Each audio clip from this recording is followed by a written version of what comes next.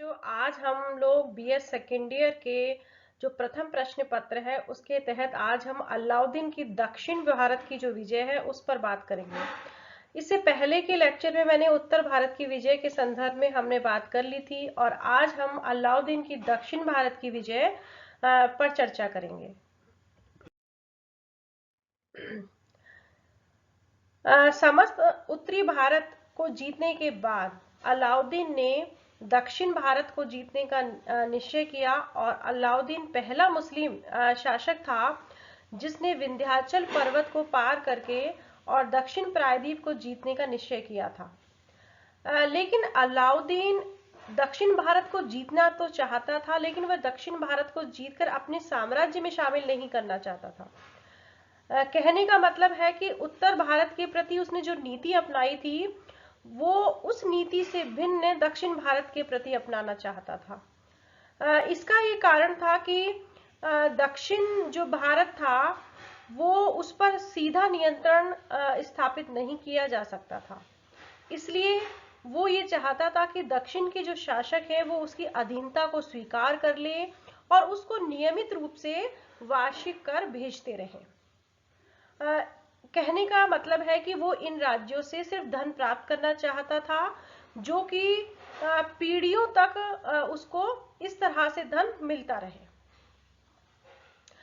वास्तव में दक्षिण के राज्यों पर आक्रमण करने का जो मुख्य उद्देश्य था वो यही था कि वो दक्षिण भारत से अधिक धन प्राप्त करना चाहता था। क्योंकि अनेक इतिहासकारों के द्वारा और मार्को पोलो के द्वारा और अन्य जो यात्री आए उनके द्वारा ये जो दक्षिण भारत के राज्य थे उनके अतुल धन संपदा के विषय में बहुत अधिक उल्लेख उनके द्वारा किया गया था, जिससे कि अलाउद्दीन इन राज्यों को प्राप्त करने की तरफ आकर्षित हुआ। अब हम बात करते हैं कि अलाउद्दीन ने दक्षिण भारत की विजय किसके नेतृत्व में की या उसका कौन सेनापति था। तो अलाउद्दीन ने दक्षिण पर आक्रमण जो उसका जो सेनापति था मलिक काफूर, उसके नेतृत्व में दक्षिण भारत को जीता और उसने एक एक करके दक्षिण के सारे राज्यों पर आक्रमण किया और उनको पराजित किया। दक्षिण भारत में मुख्य रूप से 4 शक्तिशाली राज्य थे, जिसमें देवगिरी में यादव राजवंश था, तेलंगाना में काकतीय राज्य था, जबकि होयसल जिसकी राजधानी द्वार समुद्र थी और सुदूर दक्षिण में पांड्य राज्य था जिसकी राजधानी मदुरा थी। अब हम सबसे पहले बात करते हैं देवगिरी पर आक्रमण की, जो कि 1306 से 1307 के मध्य हुआ। तो अलाउद्दीन ने 1306 में मलिक काफूर के नेतृत्व में एक विशाल सेना देवगिरी पर आक्रमण करने के लिए भेजी। देवगिरी पर यादव वंश का जो राजा था रामचंद्र देव शासन कर रहा था। अब ये प्रश्न उठता है कि ऐसे क्या कारण थे कि उसने देवगिरी पर आक्रमण करने का निश्चय किया। तो अलाउद्दीन को यह पता चला कि जो देवगिरी का जो शासक है रामचंद्र देव, वो पिछले 2-3 वर्ष से दिल्ली को वार्षिक कर नहीं भेज रहा है। तो वार्षिक कर की प्राप्ति के लिए उसने मलिक काफूर के साथ जो मालवा का जो गवर्नर था मुल्क मुल्तानी और गुजरात के गवर्नर अलप खां के नेतृत्व में देवगिरी के विरुद्ध आक्रमण करने के लिए सेना भेजी। इन्होंने मालवा को पार करके मलिक काफूर ने राजा कर्ण के पास, जो इस समय बगलाना में रह रहा था, और अपनी पुत्री देवल रानी को सौंपने का भी आदेश दिया कि अलाउद्दीन चाहता है कि देवल रानी का जो विवाह है वो अलाउद्दीन के पुत्र खिज खां के साथ हो। लेकिन राजा कर्ण ने अलाउद्दीन की इस मांग से मना कर दिया या उसे इनकार कर दिया।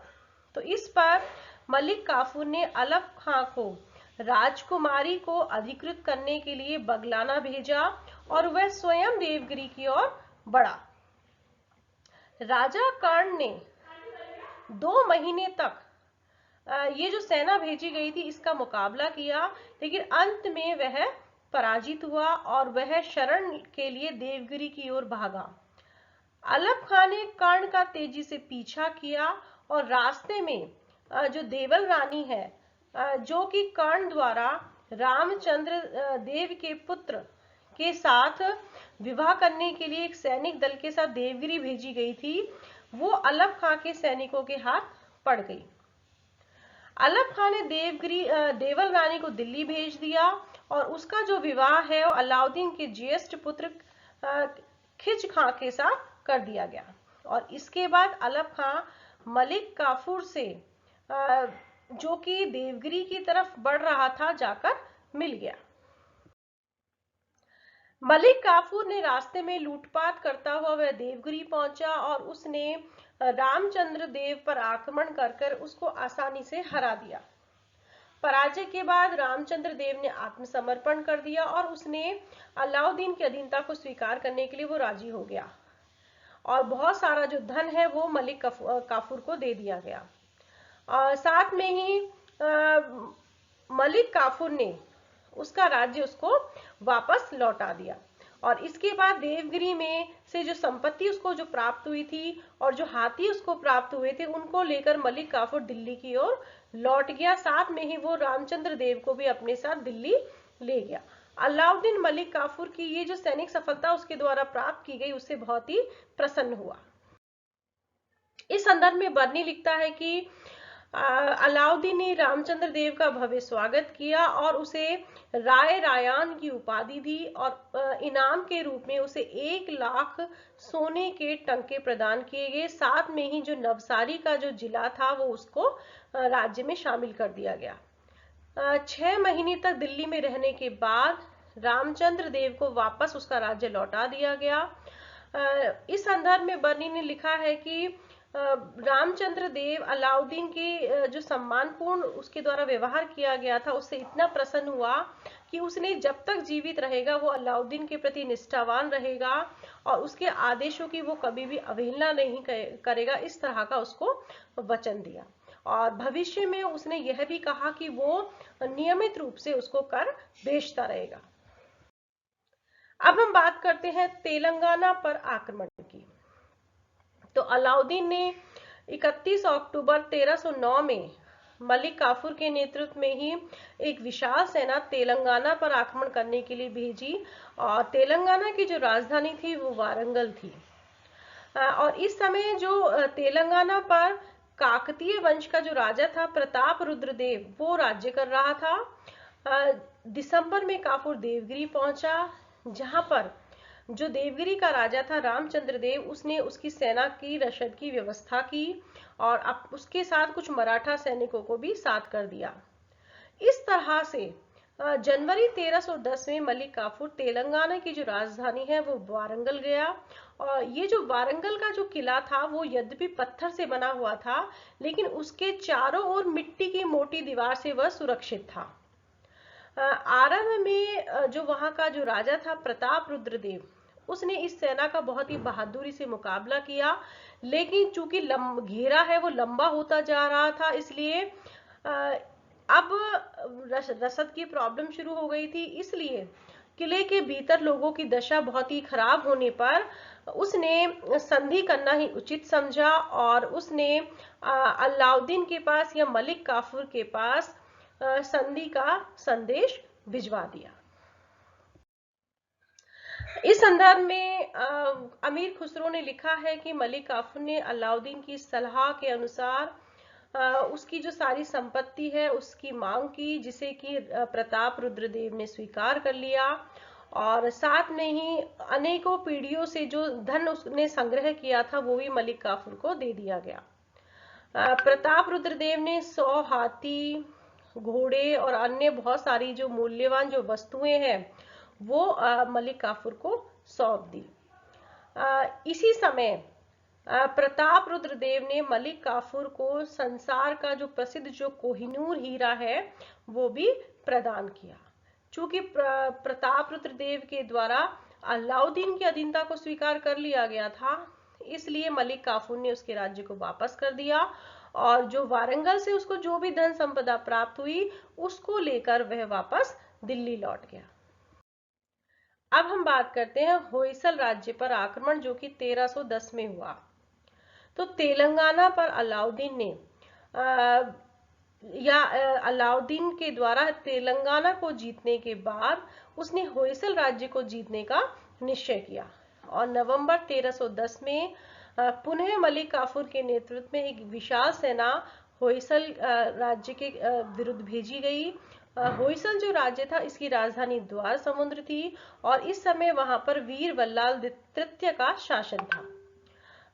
4 फरवरी 1311 में मलिक काफूर देवगिरी पहुंचा और जहां पर पहले की ही भांति राजा रामचंद्र देव ने उसको सब प्रकार से सहायता उपलब्ध कराई।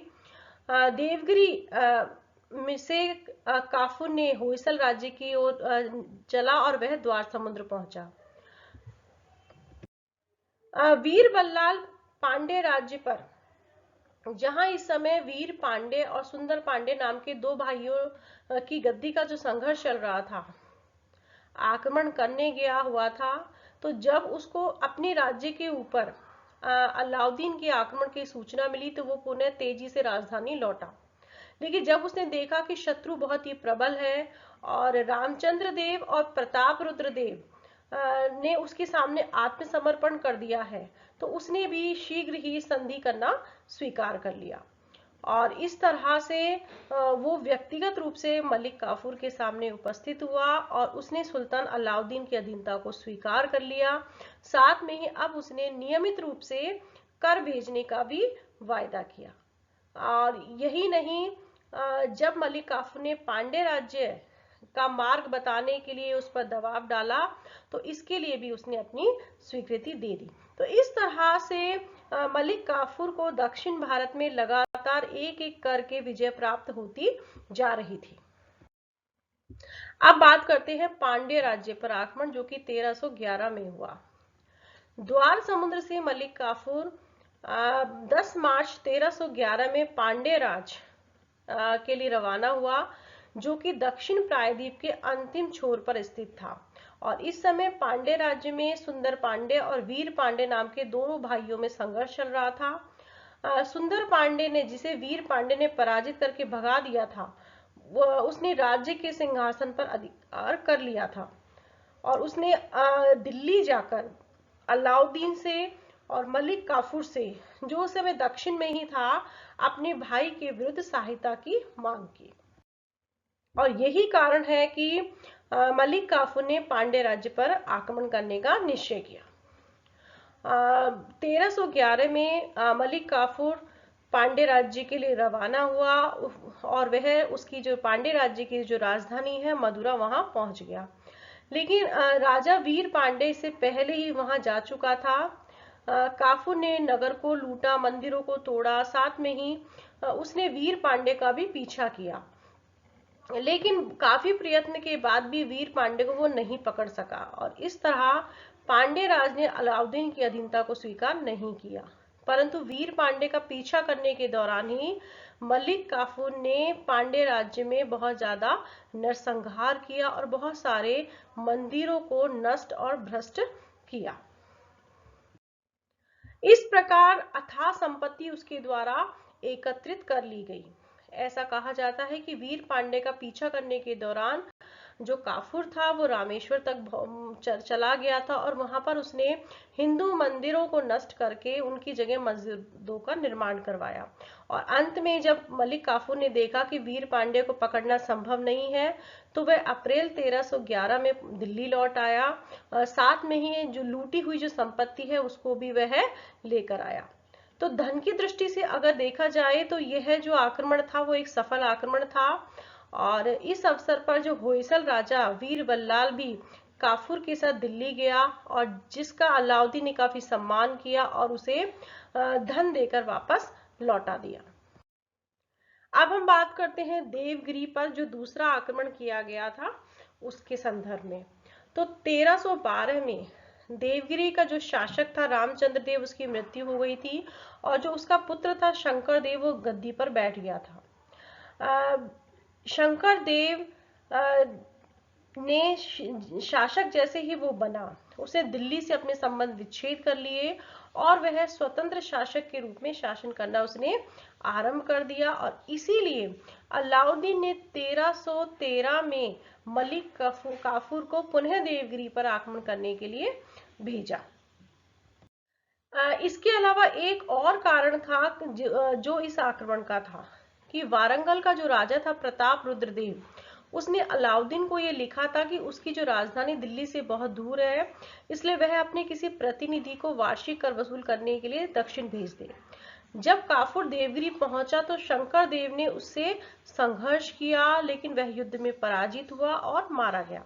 और इसके बाद काफूर ने तेलंगाना और होयसल राज्यों के कुछ नगरों पर आक्रमण किए और दक्षिण में इस तरह का माहौल पैदा कर दिया कि दिल्ली के विरुद्ध बड़े पैमाने पर विद्रोह करने की हिम्मत किसी की ना हो सके। तो 1315 ईस्वी तक मलिक जो काफूर है वो दक्षिण में रहा और देवगिरी को उसने अपना मुख्यालय बनाए रखा। और 1315 में अलाउद्दीन ने उसको पुनः दिल्ली बुला लिया। तो इस तरह से मलिक काफूर के नेतृत्व में अलाउद्दीन ने दक्षिण भारत में एक एक करके विजय प्राप्त की और वहां से अथाह धन संग्रहित किया। तो और धन की दृष्टि से जो उसकी जो दक्षिण भारत की जो विजय है वो बहुत ही सफल विजयों में मानी जाती है। इस प्रकार दक्षिण भारत की जो नीति है उसकी वो सफल रही और उसने जो अपने साम्राज्य को जो उन प्रदेशों को अपने साम्राज्य में सम्मिलित करने की जो उसकी महत्वाकांक्षा थी वो अब पूरी हो गई।